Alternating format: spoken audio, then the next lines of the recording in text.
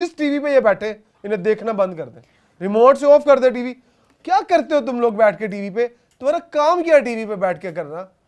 बताए ना कौन से टाइटल जीते हुए हैं? भाई आपका काम नहीं है नेशनल टीवी पे बैठ के बताना कि यार ये उल्टा खेल रहा है, सीधा खेल रहा है, इतना ही है ना? तो जाओ ग्राउंड में जाके बताओ, जाके ठीक करो। वो बैठा हुआ है कोच गौतम गंभीर, आंखों में आंखें डाल के बात करता है, बताता है कि स्ट्रेटेजी क्या होती है। मैं बिल्कुल अग्री करती हूँ आपकी इस बात से। आप देखें कितने हमारे लेजेंड्स हैं, अपने आप को क्या कुछ नहीं समझते हैं ये लोग।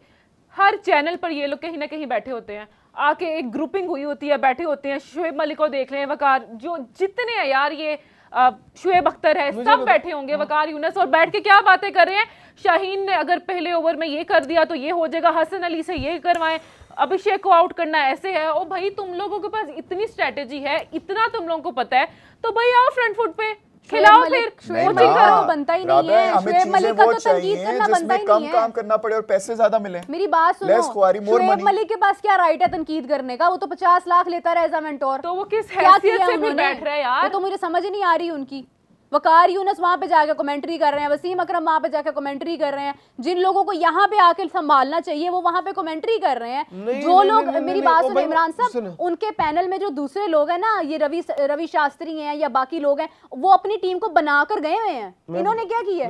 ये बैठ के सिर्फ कमेंट्री करने में, पैसे छापने में लगे हैं। साहब भी बहुत दफा हैं, तो क्या हुआ? और वो अच्छे खासे पैसे लेके कख नहीं करके जाते। वो कहते हैं कि भाई खिलाड़ी नहीं हमारे सुनते, वो आके ये वाला मंजर बेचते हैं।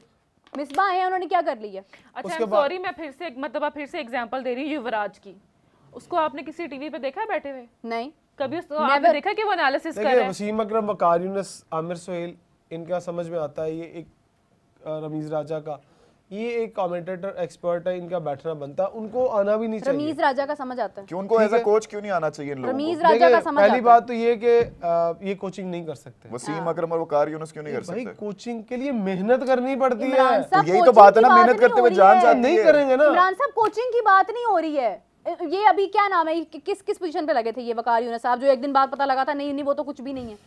क्या मेंटोर नहीं रहे हुए हैं? क्या इनका कोई काम नहीं था क्रिकेट बोर्ड के अंदर? मुझे आप एक बात बताएं इमरान साहब, आज आप कहें वसीम अकरम साहब को, शुएब अख्तर, वसीम अकरम, इन दो लोगों को आप ये कहें कि आप जाएं जाके अंडर 19 की टीम, अंडर 15, अंडर 17, हमारी इन टीम्स को जाके आप संभालें, मुझे आप खुद बताएं कोई जाएगा इनमें से? मैं एक बात बताऊं, आप अभी राशिद लतीफ को बोलेंगे ना कि कोचिंग करने के लिए आ जाओ, वो कहेगा आऊंगा मैं, ऑन मेरिट आऊंगा, मैं अपनी मर्जी से काम करूंगा।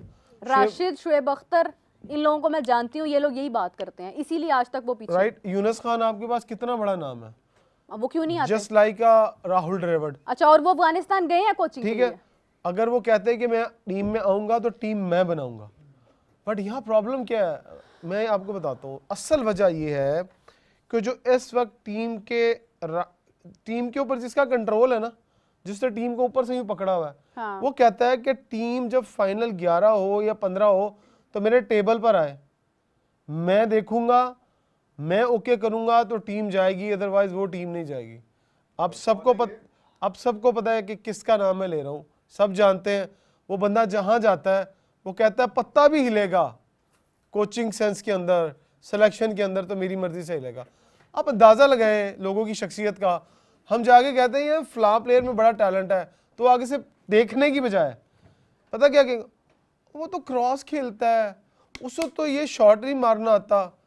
भाई जिस बच्चे ने अपने 25 साल गुजार दिए एक फील्ड के अंदर, 25 साल में एक बंदा वहां पहुंचा और 25 साल में जाकर उसने कुछ करके दिखाया, और आप एक छोटे से सेंस में कह देंगे यार वो तो डिजर्व नहीं करता। नहीं इमरान साहब, अभी शुएब अख्तर ने रिसेंटली कहा है कि इंक्लूडिंग मी, हम लोगों ने बैठ के सिर्फ बातें ही की हैं, और मैं तो आज भी इसलिए सिर्फ यहाँ पर बैठ के बात कर रहा हूँ कि मुझे पैसे अच्छे मिल रहे हैं, वरना मुझे क्रिकेट से कोई लगाव नहीं रहा। अब वो बात शुएब अख्तर ने ओपनली की है, लेकिन मैं ये कहती हूँ कि शुएब अख्तर तो एक शुएब अख्तर है ना जो ये बात कर रहा है, बाकी तो सब लोगों को मौका मिला है। बाकी लोगों ने क्या कर लिया आके? और लिटरली मुझे बहुत दुख हुआ है आपकी इस बात के ऊपर कि जो आपने सफ़र किया, आपने जो फेस किया है, आप जैसी कई कहानी है। कई लोग ऐसे, मैं हमेशा ये बात करती हूँ, ये कहते हैं डोमेस्टिक में जाके अपने आप को ठीक करो। डोमेस्टिक में जो खेल रहे हैं उन बेचारों का क्या कसूर है? ये ही जाके ठीक करके वापस आएँ तो भाई जो वहाँ पर जो कर रहे हैं उनको बुलाओ ना। आप जाओ, जाके मैचेस देखो, जाके आप वहाँ पे उसको इतना स्ट्रॉन्ग करो कि आप वहाँ से उठा के अपनी PSL को स्ट्रॉन्ग करो। आपका कोई प्लान ही नहीं है, कोई रोड मैप ही नहीं है आपके पास। ये तो फाइनल में पता नहीं चले कैसे गए हैं, मुझे तो ये नहीं समझ आ रही है। रो रो के फाइनल में गए हैं। एशिया कप है अभी ये कोई वर्ल्ड कप नहीं है, आईसीसी का टूर्नामेंट नहीं है। अभी आईसीसी का टूर्नामेंट हो तो क्या करना है इन्होंने? ये खेल सकते हैं न्यूजीलैंड को, साउथ अफ्रीका को, इंग्लैंड को? ये तो उनका सामना नहीं कर सकते हैं।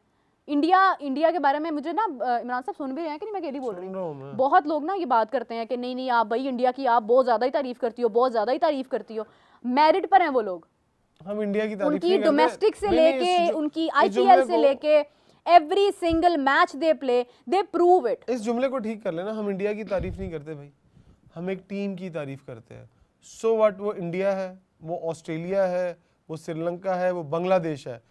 हम आज अगर ऑस्ट्रेलिया पाकिस्तान को हराएगी तो मैं ऑस्ट्रेलिया की भी उसी तरह तारीफ करूंगा। यार देखो, मिसाल दूंगा ऑस्ट्रेलिया की। इमरान साहब जीता हुआ मैच आ रहे हैं, पहले तो आप जीत सकते थे। पहले तो आज पता क्या हुआ, पहले हम जीते फिर हारे, फिर इमरान जीते साहब, और बात फिर सारी हारे। ये हमारे है साथ तो कि आज ये हुआ। टीम जोन सी मर्जी हो, अगर आप डिजर्विंग हो तो आप तारीफ के हकदार हो। लेकिन इसी के साथ अभी हमें ज्वाइन किया है मुकद्दस ने और ज़ीशान साहब ने, इनके मुंह भी उतरे हुए हैं जस्ट लाइक अस। और मुकद्दस क्या कहेंगे आप? मुकद्दस तो रो रही थी अभी यार, मैं देख रही थी, आप ब्रेकडाउन के इतना करीब है, इतना। मेरा खैर राबिया, हम मैच के ऊपर बात करते हैं कि पहले 10 ओवर्स इतनी जबरदस्त रही, हम लोगों ने इतना जश्न मनाया, लेकिन ढोल बजवा दिया, पीछे क्या रह जाता है? ढोल बजवा दिया। और ढोल वाला इसीलिए जल्दी चला गया था। चले अच्छा है वो जल्दी चला गया। मुझे अभी इमरान सुहेल साहब की बात सुन रही थी और मुझे इतना दुख हुआ, और मैं उनको रोता देख के तो मेरे से भी आंसू कंट्रोल नहीं हुए। मैं सर को बता रही थी कि 2012 के बाद ना, जब हम लोग सेमीफाइनल में हारे थे, मैंने कसम खाई थी कि मैं तक कभी मैच नहीं देखूंगी मेरा, और मैंने कभी जिंदगी मैच नहीं देखा उसके बाद।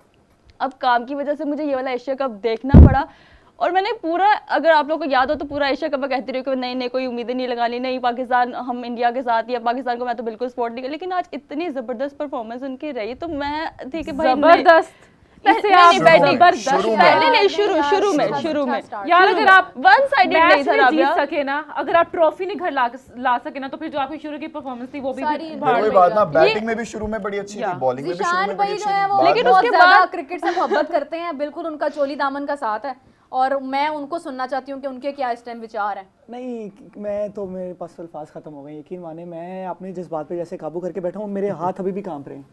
अब यकीन माने, ये जो इस वक्त मैं इनको जैसे देख रहा था बिहाइंड द कैमरा, हम जब देख रहे थे, तो जो अब इनकी आंखों में आंसू थे ना, तो वो वहाँ मौजूद हर बंदे की आंखों में आंसू थे। और ना सिर्फ इनकी, यहाँ हम जो 4-5 लोग पीसीआर में बैठे हुए थे, या हमारी मैनेजमेंट हमें देख रही थी, हर घर के अंदर ये आंसू हैं। हम खून के आंसू रोते हैं, हम हर बार ये इरादा करते हैं कि हम ये दोबारा नहीं देखेंगे। हम हर बार क्रिकेट से नफरत, और इस क्रिकेट से, इस खेल से जिस शिद्दत के साथ हम लोग जुड़ चुके हैं ना, मैं कहता हूँ मेरे खून में दौड़ती है ये। और हर बंदा ये कहता है, मेरी माँ घर पे बैठी हुई दुआएं कर रही है यार, वो अपने बच्चों को छोड़ के इन नहुस लोगों के लिए दुआएं कर रहे हैं। यार क्यों कर रहे हैं हम ये? हमने अपना खाना पीना छोड़ा हुआ है, हम सुबह 12 बजे से लगे हुए हैं, हमें 12 घंटे हो गए हैं, हम पानी पी कर सड़कों पे खड़े हैं, आवाम को चीयर कर रहे हैं, हम जीतेंगे, हम जीतेंगे। किस लिए? I need a moment here. मैं अपनी ऑडियंस को बताना चाहूंगी कि हम लोग तो यहाँ पर उदास हैं भी, जो हमारी मतलब कैमरास के उस पार हैं, जो हमारे सारे लोग हम इस वक्त सामने खड़े हैं, उनकी आंखों तक में आंसू हैं। राबिया, मैं यकीन मानो, मुझे गुस्सा आ रहा है, मेरा बस नहीं चल रहा, मैं क्या करूं। मैंने घर पे कॉल की है, मैंने अपनी वालदा को तसल्ली देने के लिए कॉल की है। My mother was crying. यार मुझे खौफ आ रहा है, मैंने आज तक अपनी माँ को अपनी वजह से नहीं रोने दिया। मेरी माँ मसल्ले पे बैठ के इन लोगों के लिए दुआ कर रही है, मेरी छोटी सिस्टर बैठी हुई है, मेरे बच्चे बैठे हुए रो रहे हैं, उन्हें पता है कि बाबा, उन्हें लग रहा है कि बाबा खेलने गए हैं क्रिकेट। वही बात है ना, वहाँ पे बात की थी किसी ने, ये जज्बात के साथ, ये सिर्फ क्रिकेट नहीं है, ये जज्बातों के साथ खेला जाएगा, और वही बात है, हमारे जज्बातों के साथ खेला गया एट द एंड। और ये जज्बात हमारे इन खिलाड़ियों के साथ नहीं है। आज मैं आप लोगों को क्लियर कर दूं, ये सिर्फ इस खेल के साथ है। हर 25 करोड़ आवाम के जो जज्बात है, सिर्फ इस खेल के साथ है, जो हम बचपन में हमारे माँ बाप हमारे क्या किया। ज़ीशान, यहाँ पे आपने बिल्कुल बहुत अच्छी बात की है कि हमारे जज्बात क्रिकेट के साथ हैं। वी डू नॉट केयर कि शाहीन कौन है, हमें नहीं पता कि हारिस कौन है। आप एक मैच में परफॉर्म करें और अगले 4 में हमें जलील कराएं, ये कहाँ का इंसान